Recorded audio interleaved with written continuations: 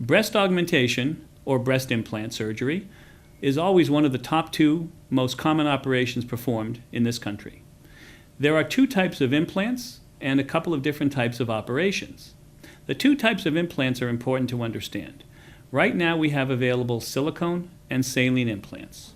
Although most people agree silicone implants feel and look more natural, this depends very much on how much of your own breast tissue you have and how big an implant you want. A very thin girl who wants very big breast implants will have to use silicone implants because putting salt water in that doesn't feel and look quite as natural will not please the patient. But someone who has a bit of their own breast tissue and doesn't want a large augmentation, it may be possible to use silicone or saline and they would feel and look the same. When you come in for a consultation, we will very carefully discuss which option is better for you.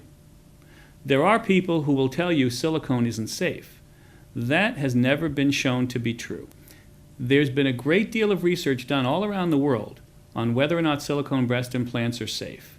And every bit of research has shown there is no increase in the incidence of any illness whatsoever amongst women who have silicone breast implants. There are 4 possible places to make an incision to put in a breast implant: under the breast, around the nipple, through the belly button, and through the underarm. During your consultation with me, we will discuss which one's best for you, and in the end, your desire is most important to me. My opinion is the underarm represents the best access for breast augmentation, all other things being equal.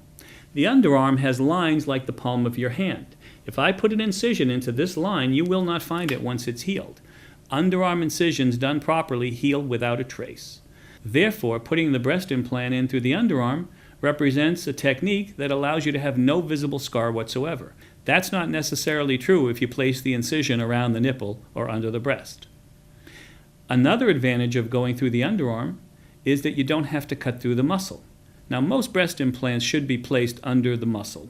The muscle is called the pectoralis major. Implants placed under the muscle have less of a tendency to become encapsulated or harden. They feel and look more natural. You can get a mammogram much more easily than if your implant is above the muscle, and the implant won't droop or cause your skin to droop by stretching your skin. So placing the implant under the muscle is very simply done through the underarm because you don't have to cut through the muscle to get the implant in that plane. That's another advantage of going through the underarm. The various options, the advantages and disadvantages of each will be discussed during your consultation with me.